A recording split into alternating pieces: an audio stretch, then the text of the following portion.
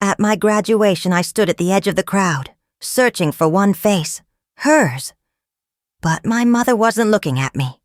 She sat beside my sister, clapping, laughing, like I didn't exist. My name wasn't even on her lips. I smiled anyway. Not because I was okay, but because I knew something she didn't.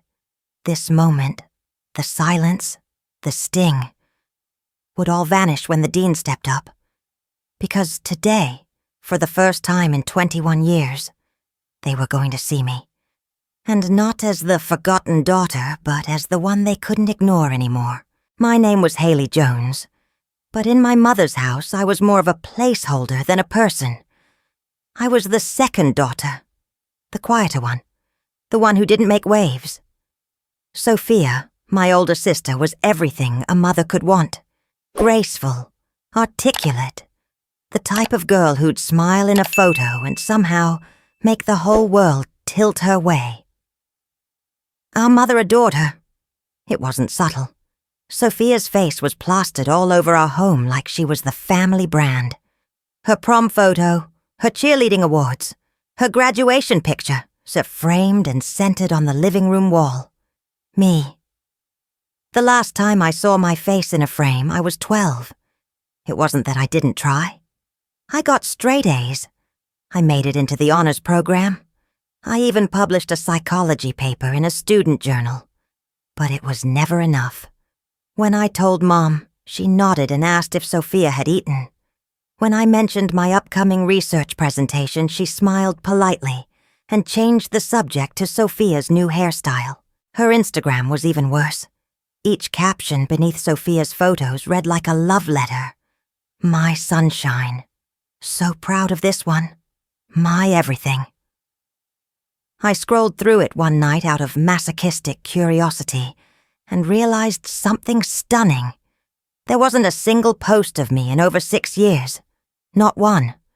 I was her daughter too, wasn't I? The tipping point came on a Thursday night. I was helping a faculty assistant organize scholarship paperwork. My professor had personally nominated me for an internal leadership award, and I'd been quietly excited for weeks. But as I skimmed the shortlist, my name wasn't there. Confused, I double-checked the digital submission list, only to find something that made my stomach twist. There it was. Hailey Jones, nomination withdrawn. The line was crossed out in pen, and I recognized the handwriting instantly. My mother's. I stared at the page, unblinking. My pulse thudded in my ears.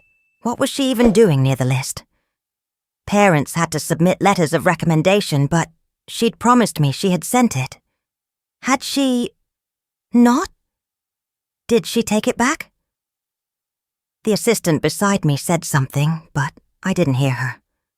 All I could see was that dark blue line and the familiar slope of the J, the same curve she used to write me birthday cards, when she remembered. I went home and opened the laptop in the dark, my heart cold with a kind of clarity I hadn't felt before. I logged into the scholarship portal. The file was flagged. Recommendation letter not received. Nomination incomplete. I dug into the logs and saw the submission page. Blank. She never sent anything. She hadn't even tried. Later that night, I sat on the porch, with my knees drawn up to my chest. The crickets were loud. My chest was louder. I remembered my 13th birthday. She forgot. I waited with a chocolate cake I baked myself, then blew out the candles alone. I remembered the day she skipped my debate finals to take Sophia shopping for a homecoming dress. The evening she laughed when I cried about not getting into my dream internship. Not because I wasn't qualified, but because she never sent the paperwork on time. You're not remarkable enough to keep me from being embarrassed. That wasn't something she said to my face. It was what she told our neighbor once, not realizing I was standing behind the hallway door. I was 16. I haven't forgotten the way her voice lowered when she said it, like she was embarrassed that I was hers. I know what you're thinking. Maybe she didn't mean it. Maybe she was stressed. Maybe I misheard. But what if I didn't? What if some mothers just don't like their daughters? What if no matter how hard you try, how good you are, you're still not enough? Not because of who you are, but because you were never what they wanted. It was a question I didn't say aloud, but I knew some of you would understand it anyway. That night, I took the tiny clip-on recorder from my desk drawer and tucked it under the dining table. It was desperate, I admit, but I needed to hear her say it, to confirm that it wasn't just in my head, that I wasn't making myself into the villain of her story. The next evening, at dinner, I sat across from her while she raved about Sophia's latest internship at a PR firm. I nodded, I smiled, I asked polite questions. Then just before clearing the table, I heard her mutter to herself, fork in hand. Sophia's worth it. She's the one who'll go far. She's the one to invest in. The recorder caught it, word for word. And just like that, something inside me snapped, not with rage, but with resolve. I didn't confront her. Not after the recording. Not even after she handed me Sophia's dry-cleaned blazer and said, "Iron this before your sister's big day tomorrow." I just nodded and walked to my room, where a spreadsheet glowed on my laptop. My real project, applications, deadlines, submission trackers, all lined up, all mine. That night, while my mother streamed reality TV in the living room, I crafted the essay that would become my quiet rebellion. It wasn't loud, it wasn't angry, but it was sharp. Titled, "Living with Emotional Neglect, the Invisible Child Syndrome." It was part clinical, part confessional, and every word bled truth. I didn't use names, but the outline was unmistakable. One daughter spotlighted, the other shadowed. One rewarded for existing, the other punished for needing. The psychological toll, the split identities, the ache of being a ghost in your own home. I submitted it to the National Psychology Undergraduate Symposium under a pen name, HJ. In the weeks that followed, I worked silently.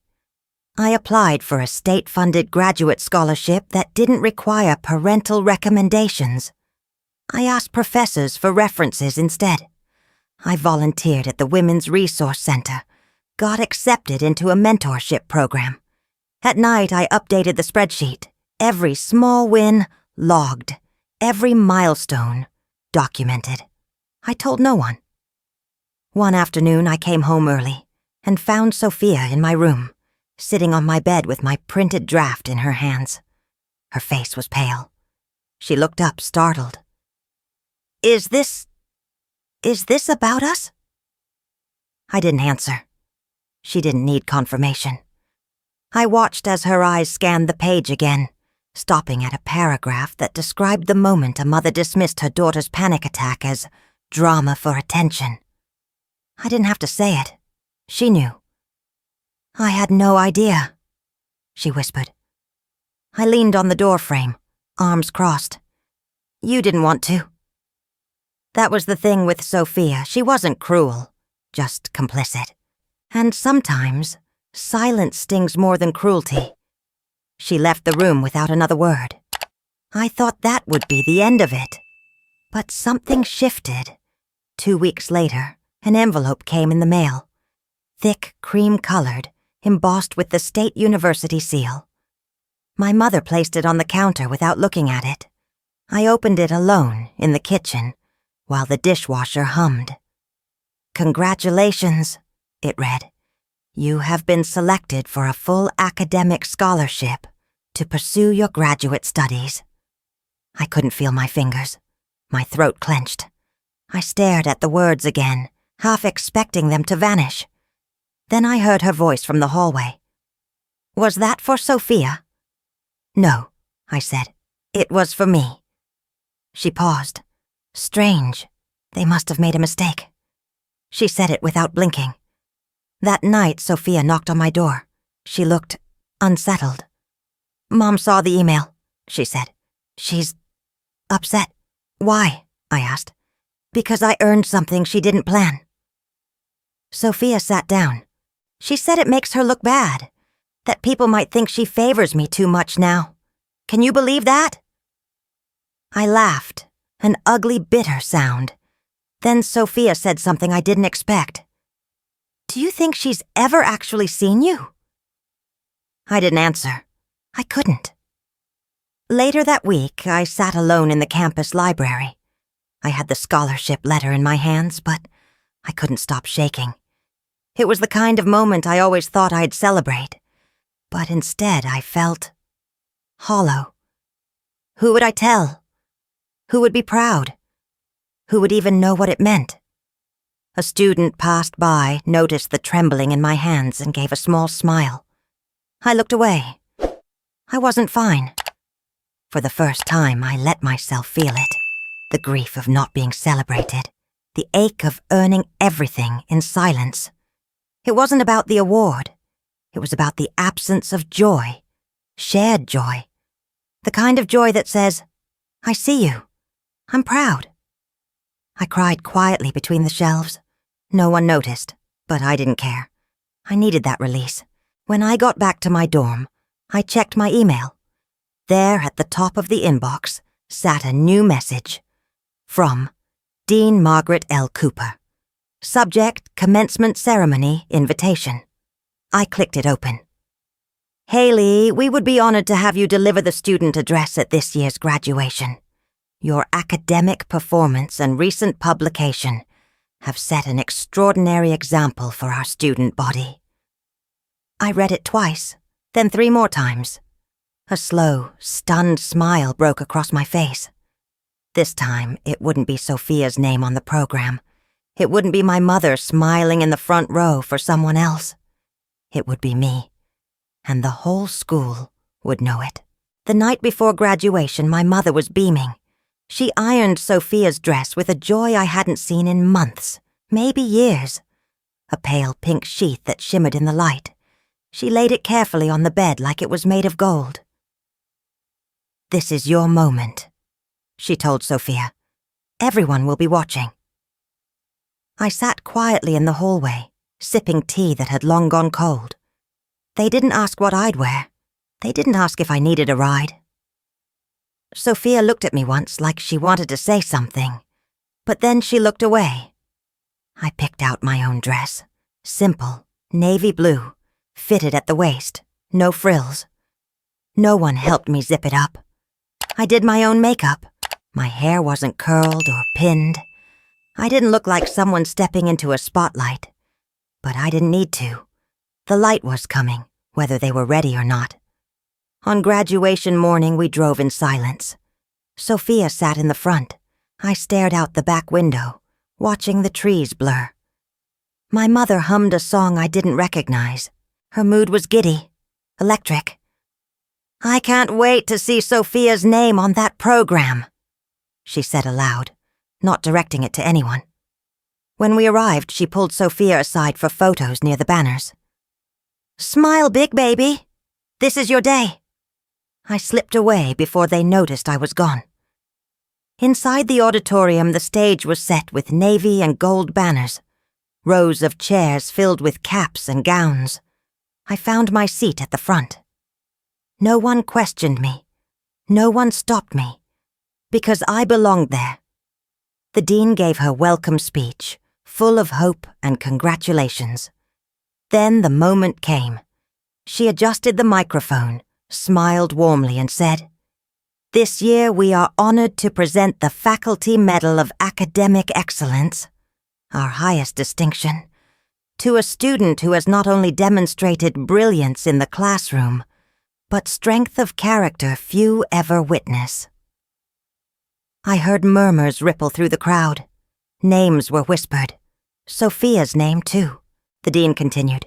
This student has often stood quietly, worked tirelessly, and inspired others without ever demanding attention.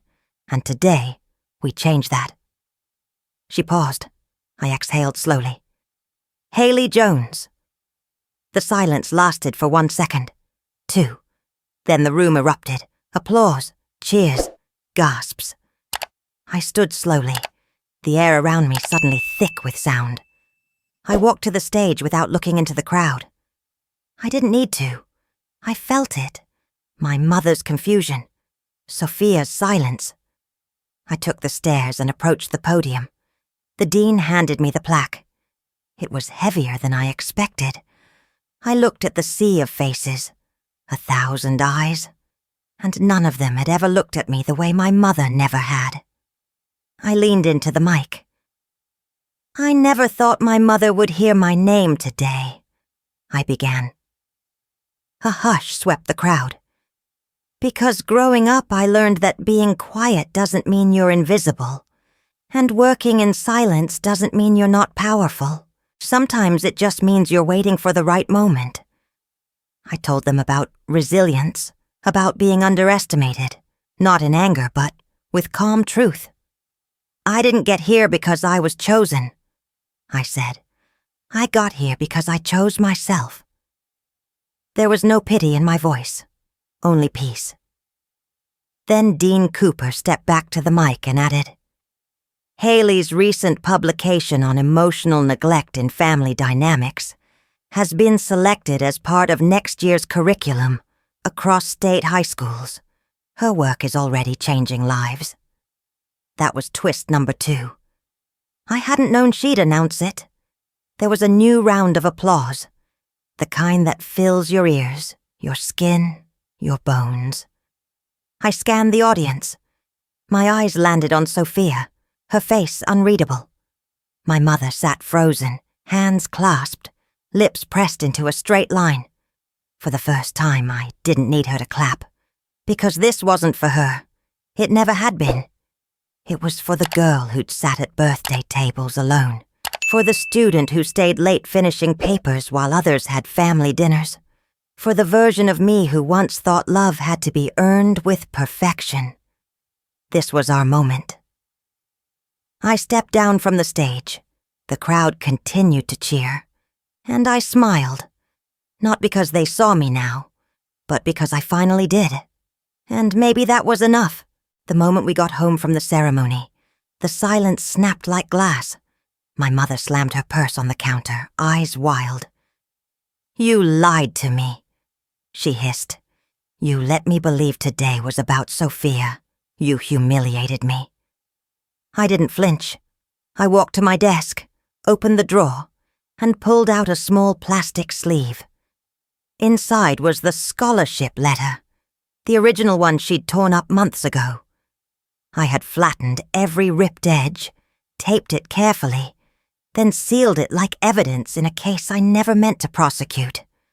But tonight, it had a purpose. I placed it on the table between us. Her eyes dropped to it, then narrowed. You saved that? I had to, I said.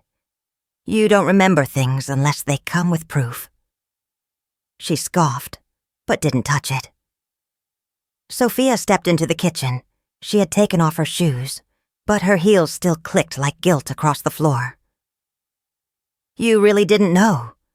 I asked her, not unkindly. She shook her head. I thought Mom just forgot sometimes. I turned back to our mother, who stood stiff as stone. Sophia's voice was quieter now. But it wasn't forgetting, was it? It was choosing. Our mother didn't answer. Say something, Sophia said, almost pleading. I did what I thought was right, she muttered. I invested where it made sense. Sophia's face twisted. Mom really is biased. I could have said more. I could have screamed, demanded apologies, unearthed years of buried wounds. But I didn't. Instead, I walked to my bedroom and began packing. Books, laptop, sweatshirts, the navy dress I wore on stage. When I zipped the suitcase closed, I reached under the bed for one last item. The small recorder.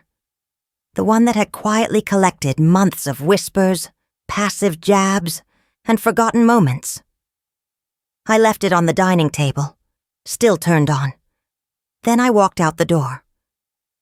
The flight to California was quiet. I watched cities melt into clouds, each mile carving more space between who I was and who I wanted to be. No one from home called. But the silence felt different now. It wasn't rejection. It was relief. California didn't know me, and that was the beauty of it. I moved into a small apartment near campus, met my research mentor, Dr. Eliza Grant, a woman with sharp eyes and kind hands, and joined a graduate cohort of 10 students who didn't care about last names or family dinners. The sun was kinder there, not because it was warmer, but because it felt earned. For the first time, I existed without being compared. Still, loneliness crept in like fog. One night, scrolling through social media, I saw a picture. My mother and Sophia, arm in arm, smiling in a restaurant booth. The caption read, "Celebrating our graduate. No tag, no name." But I recognized the dress Sophia wore. It was mine, the one I never got help zipping. I stared at the screen until my vision blurred. Then I put the phone face down and let the tears come. Not because I missed them, but because a part of me still wanted to be missed. I cried until my body went still, and when the stillness passed, I sat up, opened my laptop, and began to write. The blog post was short, raw, and anonymous. I titled it, Daughter X. I wrote about growing up in silence, about the moments that chipped away at identity until only obligation remained, about watching love be rationed, as if affection were a currency you had to earn. I didn't name names, but I told the truth. By morning, the post had been shared 300 times. By the end of the week, 300 became 3,000. Within a month, over 1 million reads, thousands of comments, messages from strangers who said, "You wrote my story." And I've never told anyone this, but now I think I can. I wasn't just seen. I was heard. And I hadn't needed a stage or applause. Just a voice. The blog had started as therapy, but it became something else, something living. Daughter X turned into a digital sanctuary, a place where voices once buried could rise without fear. People wrote in from cities I'd never been to, teens, adults, teachers, even parents. They all read what I wrote. They all recognized themselves in the echo. By the second month, I was invited to speak. First in a college seminar, then a youth center, then a high school assembly in San Diego. That one changed everything. Standing in front of rows of students, I spoke not just as Hailey Jones, but as someone who had lived through silence and survived it. The program called it Healing After Neglect, and to my surprise, I became its face. I didn't feel like a spokesperson, but every time someone in the audience nodded through tears, I knew I was exactly where I was supposed to be. One afternoon, as I was sorting books for a support group session, I found an envelope slipped between the pages. Handwritten, no return address. Inside was a letter from Sophia. She wrote in blue ink, the same kind I'd used on flashcards in high school. Her handwriting hadn't changed. I've spent years living as the daughter Mom wanted. It felt easier to be chosen than to question why you weren't. But I see now that silence is a kind of violence, too. You didn't deserve to disappear, and I'm sorry. Then, near the end, a line that stopped me cold. You lived like a ghost in our family, Hailey. But I want to see you now. I want to know you, as your real self, not as someone Mom pretended you weren't. If you'll let me. I set the letter down and stared at it for a long time. A memory surfaced, small but sharp. Freshman year of high school. I had failed a biology quiz. Mom was furious, storming into my room. But before she could say anything, Sophia stepped in. "She didn't feel well," she said. "She studied all night. I saw her." It wasn't true. I hadn't studied. I'd been too anxious to sleep. But Sophia lied for me, protected me. Just once. It had been so brief, so quiet, that I had almost forgotten. But now, I remembered. That night I lit a candle, not out of sentimentality, but to mark something. A shift, a recognition. Of pain, yes, but also of history. Of something once broken, now trying to breathe again. 2 days later I opened my email and saw her name. Not Sophia, my mother. Subject line, your TED Talk. 6 words. I saw your TED Talk. I'm sorry. No greeting, no sign-off, no explanations, just that. I stared at the screen. Not angry, not overwhelmed, just still. Sometimes silence isn't avoidance. Sometimes it's surrender. But was it enough? Weeks passed. I kept working, leading workshops, writing, listening. At one session, someone asked me, "If your mother showed up, what would you say?" I didn't know. Then I got an idea. We were planning a new group series for adult daughters of high-pressure families. It would be a closed circle, confidential, vulnerable, transformative. I added one name to the invite list that no one expected, and she said yes. I didn't tell anyone. The night of the session, I arranged the chairs in a circle, laid out the tea, and dimmed the lights. 12 women entered the room slowly. One of them was my mother. She sat in the far corner, no makeup, no jewelry, just a beige sweater and trembling hands. I introduced myself like I always did. "I'm Hailey. I'm a daughter. I used to think I had to earn love by being useful. Now I'm learning I was always enough." We went around the room. Everyone shared a story. When it was my mother's turn, she didn't look at me. She didn't cry. She simply said, "I saw parts of myself I didn't like in my daughters. I tried to erase those parts, but all I did was erase them." No one spoke. No one needed to. When the group ended, people filed out one by one. She lingered. Then she turned to me. Her voice was soft, measured. "I don't know how to fix everything," she said. "But tonight, I saw you. For the first time, I really saw you." I didn't speak, but I nodded. Sometimes healing doesn't arrive in grand gestures. Sometimes it walks in quietly. And sometimes you don't need an apology. You just need to be acknowledged. The bookstore in downtown Berkeley was packed. Chairs crammed together, people standing in the aisles, cell phones raised. A quiet kind of energy buzzed through the room.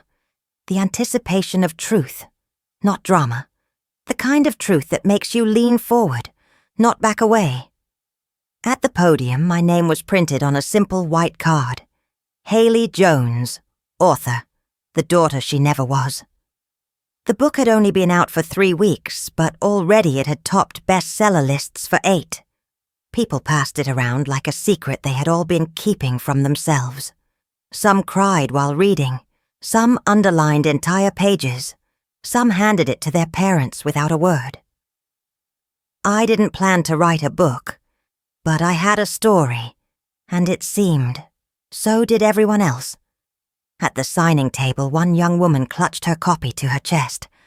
"I thought I was crazy," she whispered, "but you made me feel real." I thanked her. I didn't have the perfect words. I just gave her my eyes and let her know she was seen. A week later, Sophia sat across from a talk show host in New York. Wearing one of her signature blazers, she smiled into the camera and held up my book. "This," she said, "is more than a memoir. It's medicine. My sister didn't just write a story. She gave voice to a generation of daughters who were raised to be grateful for scraps." The clip went viral. Not because of the book, but because of her last sentence. "She taught me that love isn't something you earn by shrinking. It's something you're worthy of, even when you take up space." The next morning, I sat alone on the porch of my apartment. The sky was cloudless, washed in gold. My tea had gone cold, but I didn't mind. I let the silence settle around me, Not as a weight, but as a balm. I wasn't crying. I wasn't smiling. I was just okay. And that, for someone like me, felt like the loudest joy of all. Not long after, I launched an organization called Faint Voices. It started with just 4 members, young adults who had emailed me after reading the book. We met every other week to talk, cry, heal.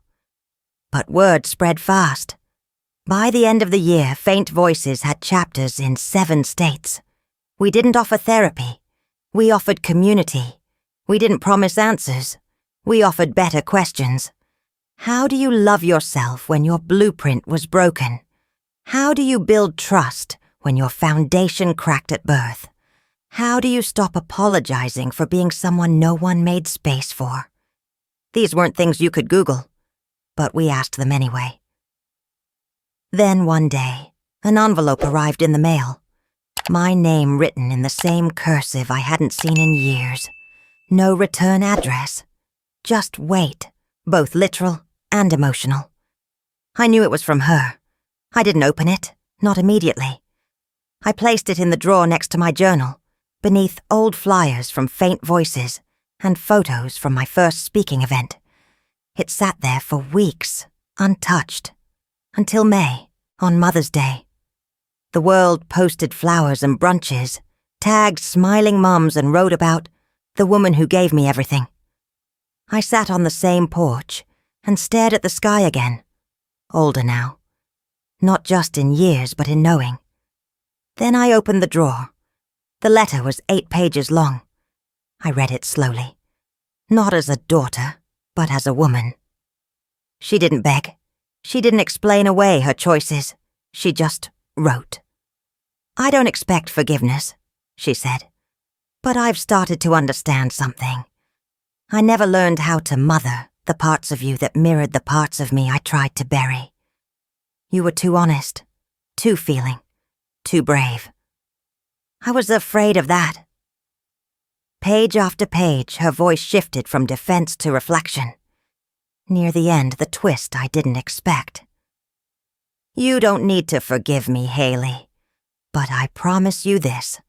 I will spend the rest of my life learning how to be a mother, not for you, but for myself, because if I had known how to love you properly, I would have learned how to love me too." I folded the letter, placed it back in the drawer. I didn't cry, and maybe that was growth. I didn't need to rebuild a bridge, but I could plant a seed. The next day, I shared a new blog post titled, "The Things We Become When No One Is Watching." It wasn't about pain. It wasn't about blame. It was about what came after. "I was not born into love," I wrote, "but I was born into possibility, and somewhere between silence and survival, I chose compassion, not as a gift to them, but as a home for myself." I ended it with a question. What if the legacy we leave behind isn't in what we suffered, but in how we chose to live anyway? Thousands responded. One person wrote, "I didn't get a mother, but I'm learning how to be my own." Another said, "You made space for me when my family didn't. That's enough." And maybe that was it. Maybe enough didn't mean full. Maybe enough meant free.